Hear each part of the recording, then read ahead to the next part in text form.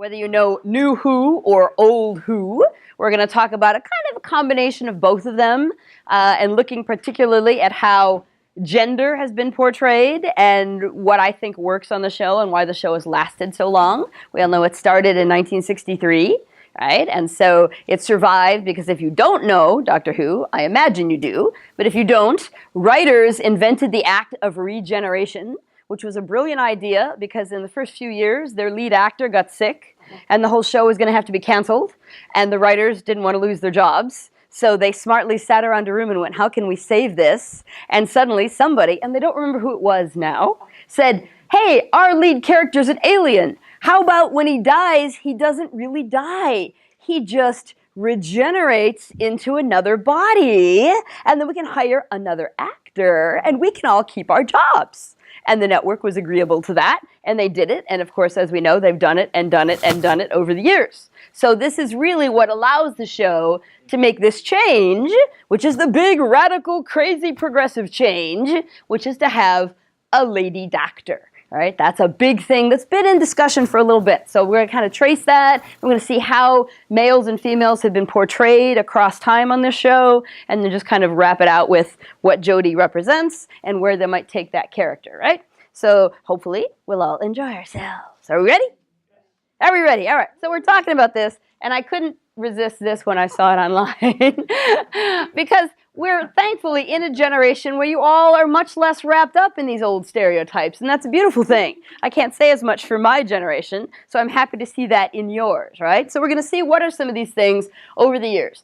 The silliest stereotypes, the silliest gender stereotypes, is that men must be strong and women must be sensitive, right? And these are boring and untrue, because in fact humans must be strong and humans must be sensitive. And that's the truth of it, right? But we get wrapped up in these stereotypes, and I think that's a waste of time. So we're going to look at them.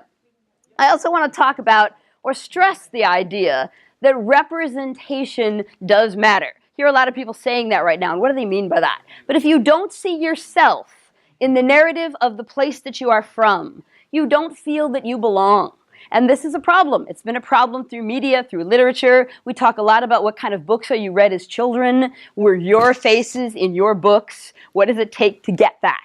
And it's a slow process, but we're beginning to see how important it is for children to see themselves in stories. And for me, I come from a writing background, so as far as I'm concerned, it's all down to the writing. Writing matters. People who are writers, who are the people in our culture who tell us stories, it matters who they are, and it matters that we open the doors to people who tell stories from lots of different backgrounds, because that's how we get a plethora of multicultural stories that we can share. We should all see ourselves at some point in our lives as heroes, because you are the hero in your own life, right? Unless you take charge and do things, nothing really will happen to you.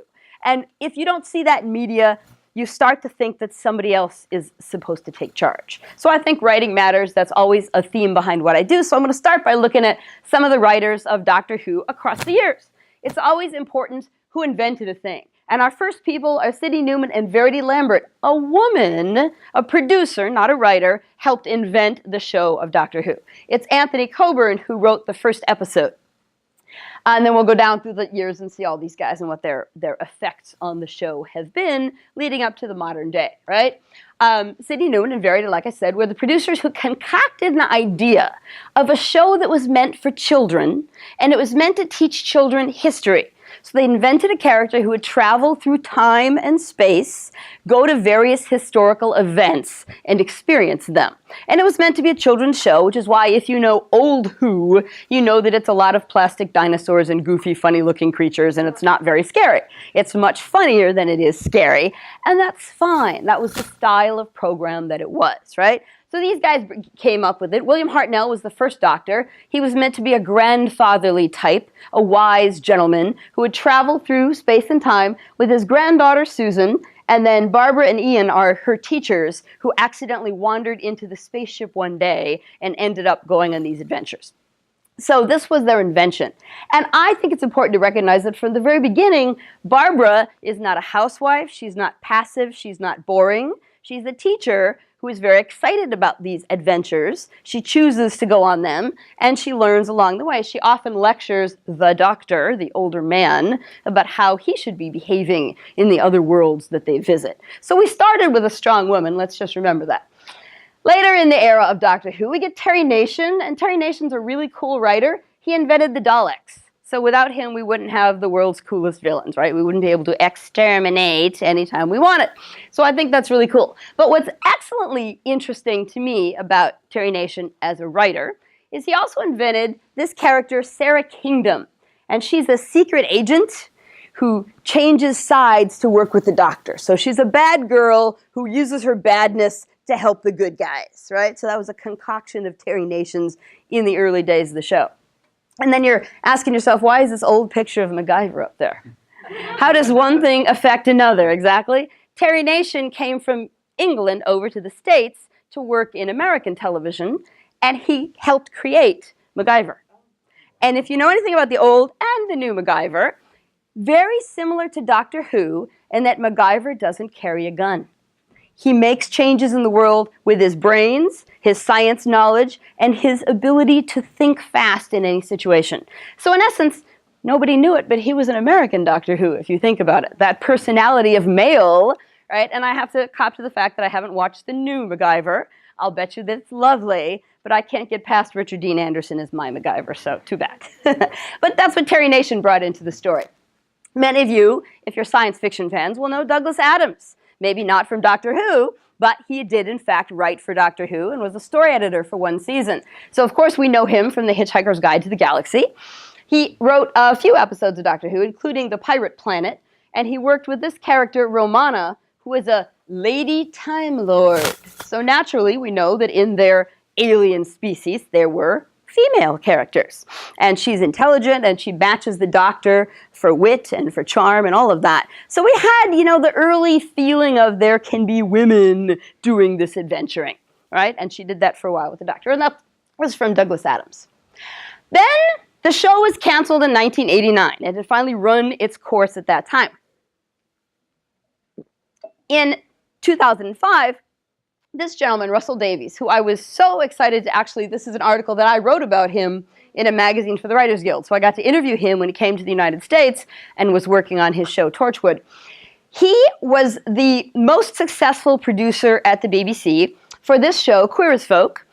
He happens to be a gay man, and he was an openly gay man. And so he wrote Queer as Folk, huge success. It also was redone here in the United States. But because of the success of this program, the BBC said to him, what would you like to do next? Invent any show you like. And he said, I want to bring Doctor Who back, which had never happened to a show. Show's canceled, it's done, we're finished with it, right? But they were like, whatever you want, Russell, you can do it. And so he revived the show, which is an amazing step, right? And through Russell, we're going to gain a new look at both female and male characters. Particularly, his first companion he's going to invent is Rose. And Rose is very strong. We'll talk about how in a minute. We're going to have Martha Jones, who happens to be one of my favorite companions, and I'll explain why, because I know there's some people don't like Martha and how she was treated. I think Martha was actually stronger than people are giving her credit for. Then Donna Noble, who was just a friend, and there's a whole discussion about the idea that women didn't have to be a sexual or a partner companion. They could just be friends, as if maybe y'all actually have friends who are of the opposite sex. Really? That's possible?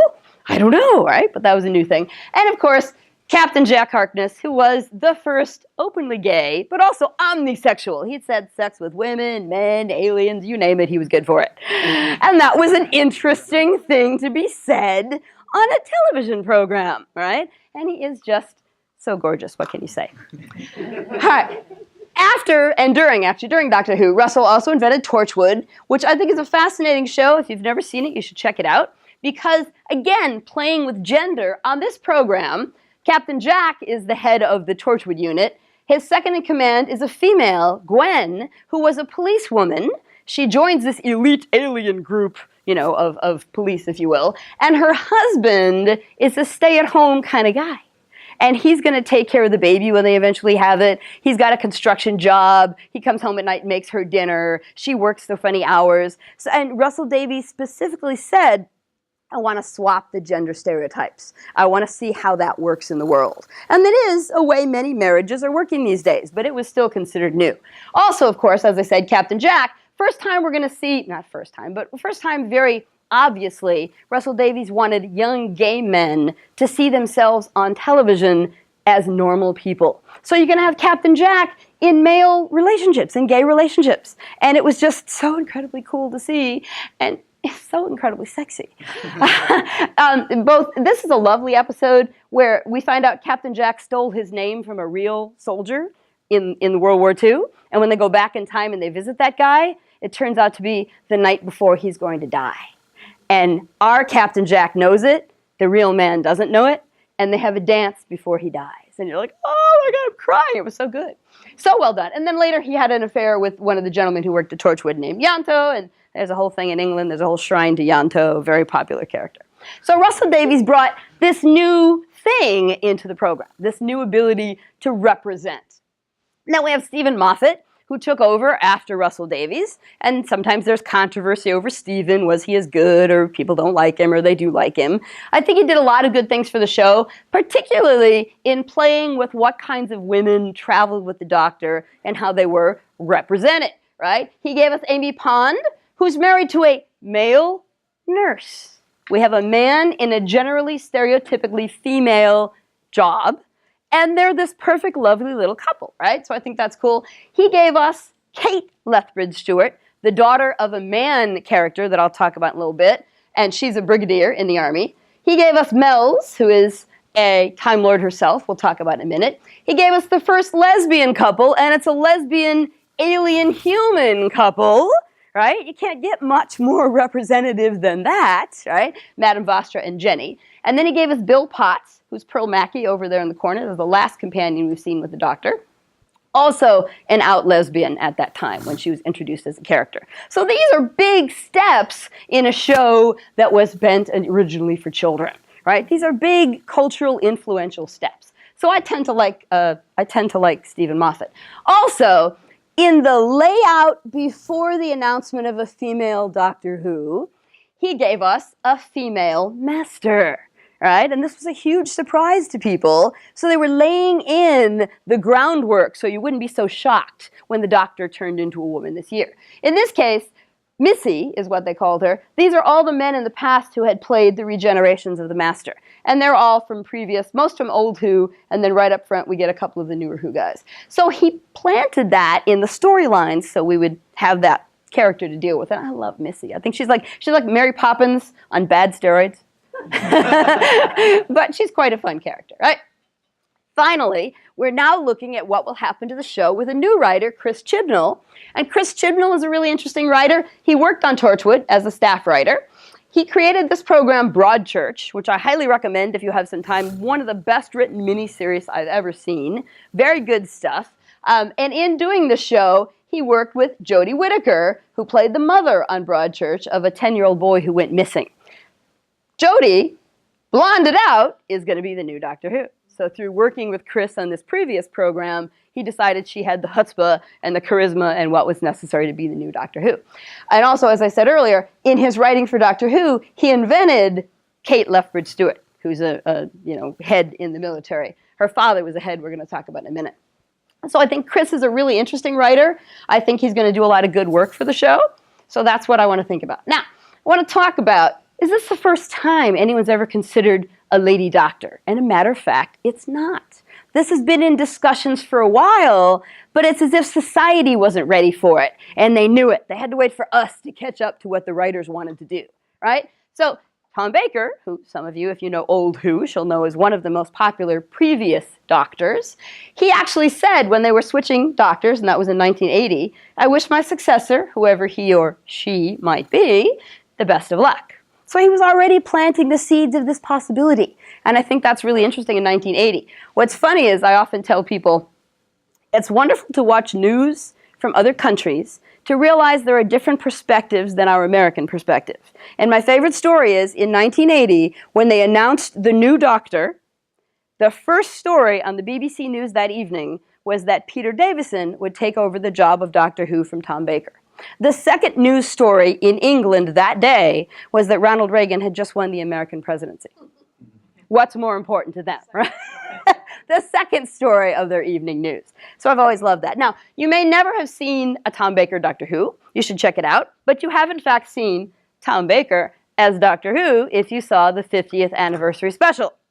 That was his special guest starring moment, right? And I think it's quite adorable. He was quite fun.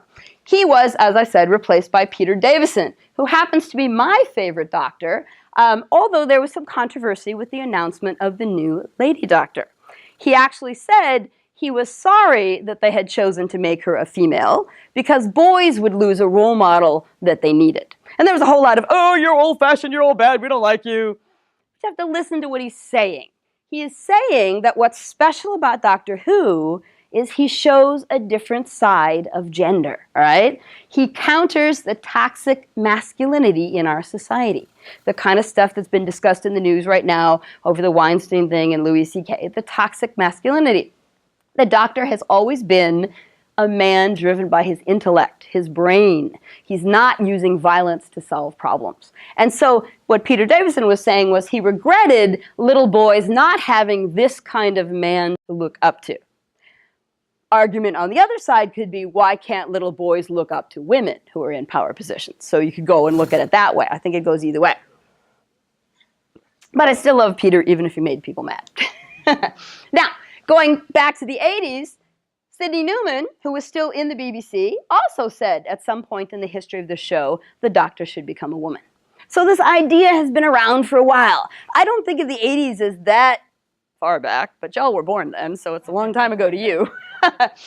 And these ideas were there, but among artists, not quite in the major society. That's why art is so important. That's how we influence society, right? So Sidney Newman thought that. We don't get the stepping stones of a lady doctor until we get Stephen Moffat, as I have said, and his wife, Sue Virtue. So a woman helps influence the time for this to happen. And as you can see here, this is not the cast of Doctor Who. Who is this? Sherlock. Cast of Sherlock, which Stephen put together with Mark Gatiss, and Sue produces, right? So his wife is his producing partner. He comes from a marriage where they're equally important in their job, if in fact she's not more important because she produces his work. She sells what he writes. So in a way, obviously, she has more power. So I have to give Stephen the credit for laying the groundwork, finally. And as I said, you look in his writing, when Matt changed, he gave us, no, not a girl. I'm still not ginger, right? So I have a little ginger joke there, which is fun. Made everyone think they were going to pick, oh my gosh, I nearly forgot his name. Ron Weasley. Yes! Rupert Grint, thank you so much. There was discussion that Rupert Grint would become a new Doctor. So little joke there, the ginger is referencing that. So he knows what's happening in culture, what people are saying about his program, right? So he laid that in. He also laid in The Doctor's Wife, which is a marvelous episode, written by Neil Gaiman, who you might know from American Gods and many other very cool novels. So they invited Neil Gaiman to come in and write an episode. And they found old, dead Time Lords trapped in these little boxes. And this is what he said about this guy, right? He didn't feel himself unless he had the tattoo. Or herself, a couple of times. Oh, she was a bad girl.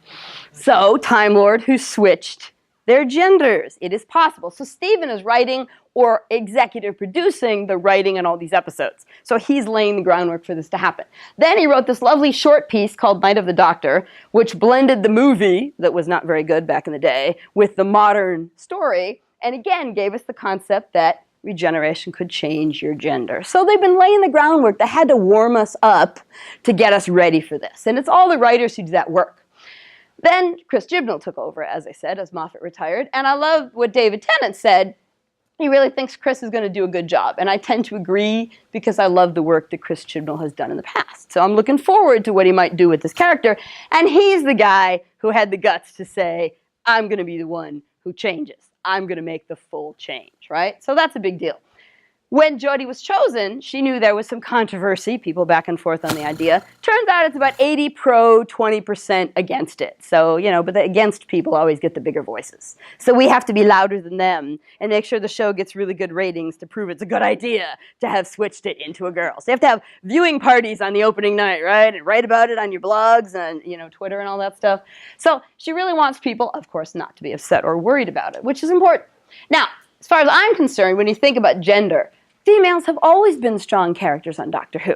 All going back to the early days, and all these women have had really important jobs. From the very beginning, Susan, who was the first companion, his granddaughter, left because she wanted to rebuild the planet that she had seen destroyed. So she wanted to put her efforts into helping other people and using her talents for that.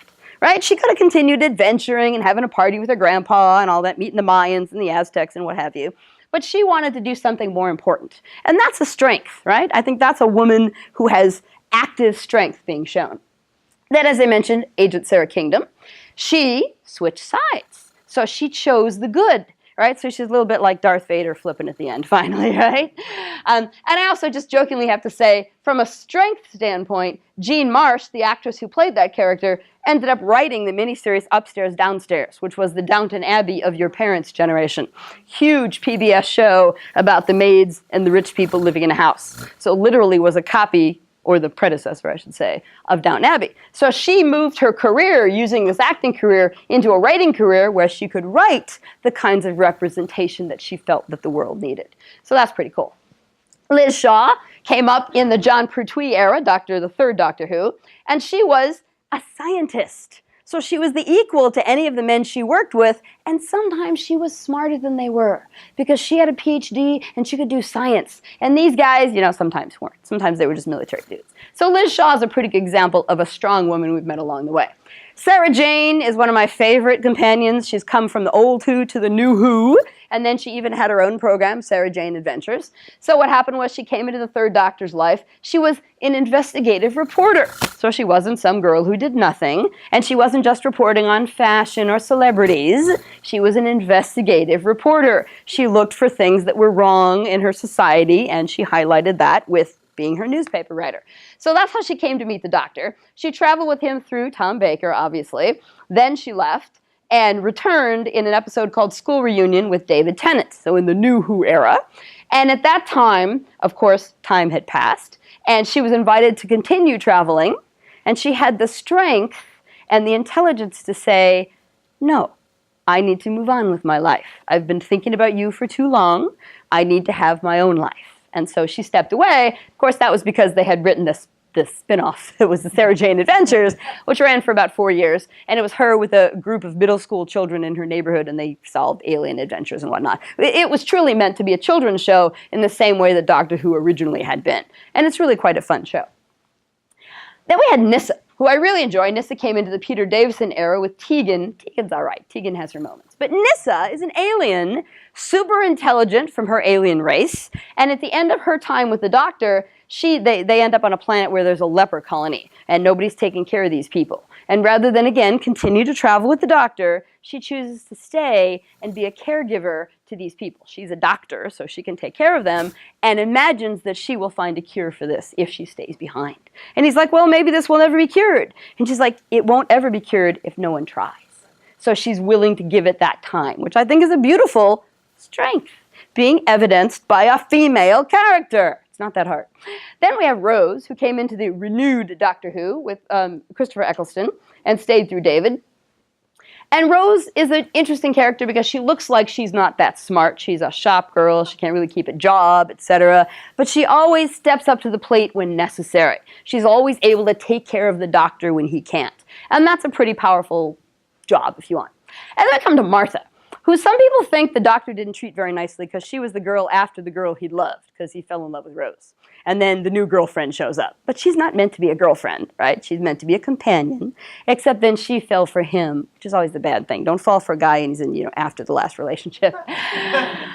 But I think you can find that shows us strength too. First of all, one of the best storylines was for a whole year she walked the earth to tell people about the Doctor in order to save his life. It's a pretty cool episode, right? So that's one thing. She essentially saved his life. That's a strength. But probably more important as a normal example to people is when she realized that her affections would never be returned in the same way. Rather than stay in a relationship that would always be depressing, she told him why she was leaving, and she left. That is a huge strength and a huge thing to represent to young men and women in bad relationships. So that's pretty cool. And not to mention the fact that she happened to be the first Englishman of African descent. When I first wrote about her, I wrote about her as an African American until the English editor said, no, she lives in England. And I went, oh yeah, so she can't be an African American. She's an Englishman of African descent. That's how they refer over there. She had to work with sometimes going in the past and dealing with the way people of African descent would have been treated in those earlier historic times. And that was a much more difficult thing to do than some of the other companions who were of European descent. So she had a lot more strength than people gave her credit for, in my opinion.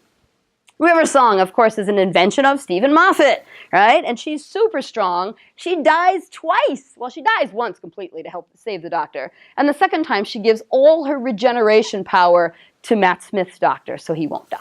Literally sacrifices her own chance to regenerate 10 more times so that he won't die.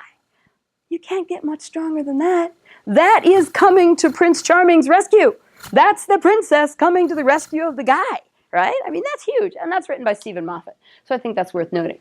Then she has to deal with finding out that her baby gets stolen. I mean, it's a long, epic adventure for poor Amy. It's a lot to put one woman through.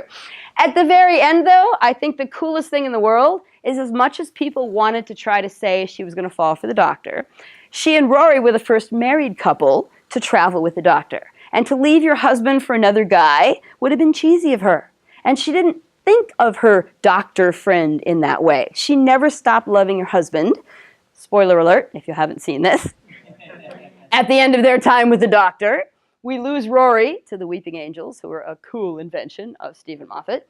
And when she finds out that all she has to do is allow herself to be taken by them as well, and she'll end up in the past with him, she gives up her adventuring, exciting life with the Doctor to go with her husband, because that's who she loves, and she's going to take that chance. And that is hugely strong, really, really hugely strong, I think. So we have a bunch of people. And then finally we ended with the Peter Capaldi era. We ended with Bill Potts, who had the strength, and all these spoilers, if you don't watch the show, you have to watch the show. She ends up being converted into a Cyberman, but she doesn't, she's the only person to have that happen to her who doesn't lose her own humanity. She knows who she is, and that isn't supposed to happen when you're converted, right? Then you're just talking robot, nobody cares. So that's how strong she is. She maintains her humanity in the face of that. So we've had a ton of strong women, all right? Ton of strong women across the years, busting that gender stereotype that women need to be saved. On Doctor Who, mostly women are helping save the day and save him. I would argue, and I could do a whole nother day on all the different sensitivities represented by all these different men. I actually did that a couple of years ago, right? Masculinity on Doctor Who. So I'm not going to look at the doctors, I'm going to look at the male companions. And the fact is, in the old era, but also largely in the new era, all the men have been given the chance to be depicted as sensitive human beings, which gives them a three-dimensional and complete humanity, which I think is very important. Now, in the very early days, as I said, Lethbridge-Stewart is the father of Kate. So that's how we invented her character in the future. So he started out in the early days with John, came through, he guest starred as an older actor, of course, on the Sarah Jane Adventures. And he came into the modern Who in one episode where everybody was turned into a Cyberman who had died. All the people buried in cemeteries had their bodies converted into Cybermen. And yet, he's in a cemetery when his daughter gets kicked out of an airplane and she's going to die, except he catches her and saves her life, right? Which is a super cool thing.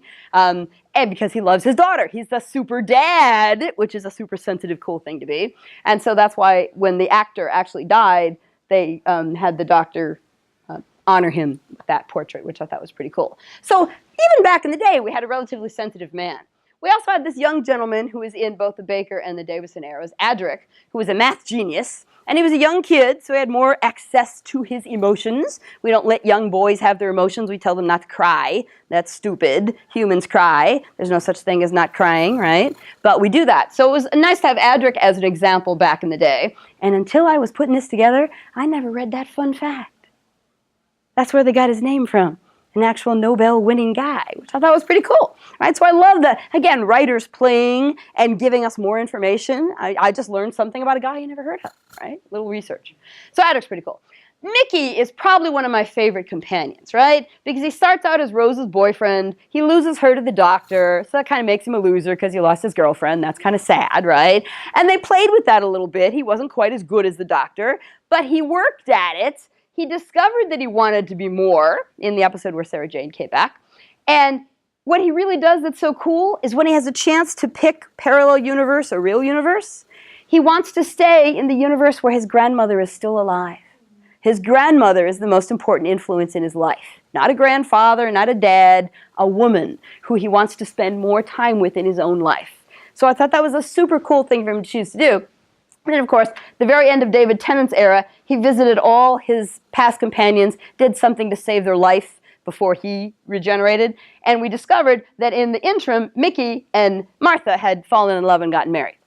So he picked the most equal and powerful woman that he could be with if he couldn't have Rose, right? So he grew up and moved on to an adult relationship, not a dependent, younger relationship. And just a side note in the world of production, I think this is so interesting. When they went to film this particular episode, each of these two actors had other jobs. So it turned out by accident they were only available on the same morning to film their goodbye scene. So Russell Davies invented the fact that they were married. He actually had 2 different stories written for them to film on different days. And suddenly he only had them for 3 hours one morning. So he married them off, thought it was cute, put it up there. Controversy from people saying, you took the only people of African descent and forced them to be married to each other like you don't believe in interracial marriage. I had 2 actors who could only work on one day. I had to be creative. And I personally think that that's an excellent ending for both of them because they shared adventures with the doctor. How do you get together with someone who doesn't share your background, who can't understand your emotions and what you've done in your life, right? So Mickey's a cool, sensitive guy. Of course, we already talked about Captain Jack, so I'll just fly through him. But nothing wrong with looking at a few pictures of Captain Jack for a couple of minutes, right? Doesn't hurt anybody to go, wow. Rory. Rory is such a cool character. I know the joke is Rory died how many times? Almost as bad as South Park, all right? But think about what Rory did, all right? First of all, he willingly married somebody who was running around having these adventures, right?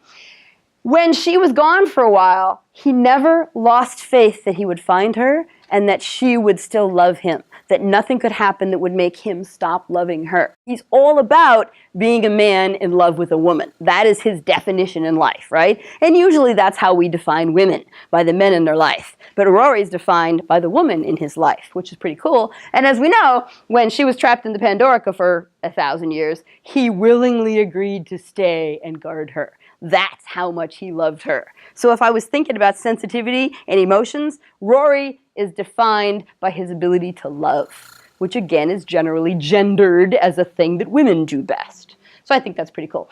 Then we had Danny Pink, guy who'd been in the wars, who's now a math teacher, right? And he's Clara's boyfriend.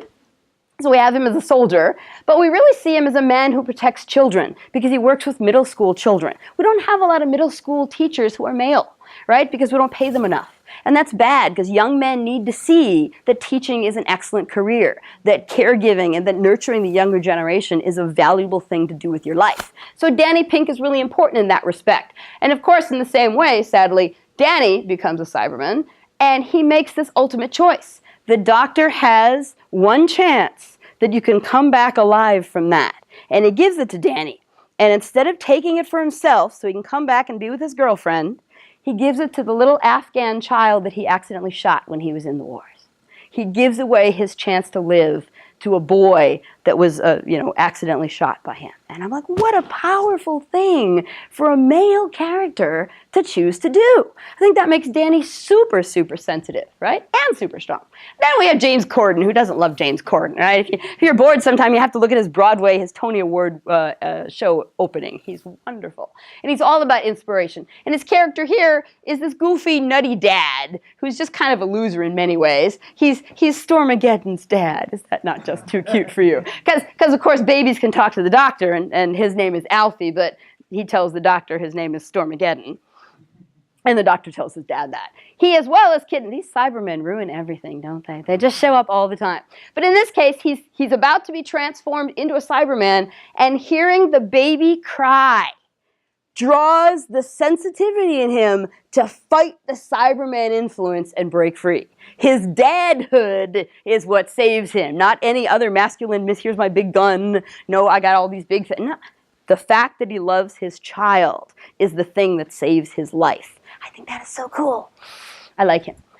I love this quote because this is pretty much my summation of what we learned from Doctor Who, is that men and women should be free to be both sensitive and strong. That's what makes us human. To deny those things or to try to claim those things only belong to one sex is a waste of everybody's time, because that's not the kind of human being you want to have in your life, is it?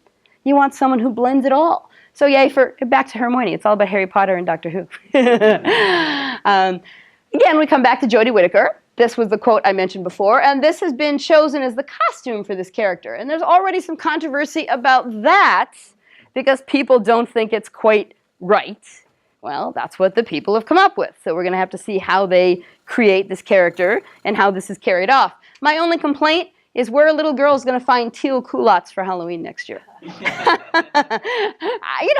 colors are fun, but yeah, it's not, I mean, hello, I could find a tweed jacket anywhere and instantly you're Matt Smith, right? So a little more difficult, I think. But in the long run, I think it'll be fine. But this was posted the other day and people had some issues with it. People had issues with everything. Everyone wants to critique the writers. But look what a good job they did paving the way for this new character. And I think that that proves writers are sensitive and strong and cool. So basically, that's what I have to say about gender diversity. It's always been there in Doctor Who if we're able to interpret it and when we're watching it, when we're seeing it, and have those conversations. Art opens conversations for people to think about their world and how they like it and what they want to change about it. And I think a show, obviously, that's been this influential and lasted this long has had so much more power than even we can imagine. Thank you for coming. Hey, anybody questions, chatting?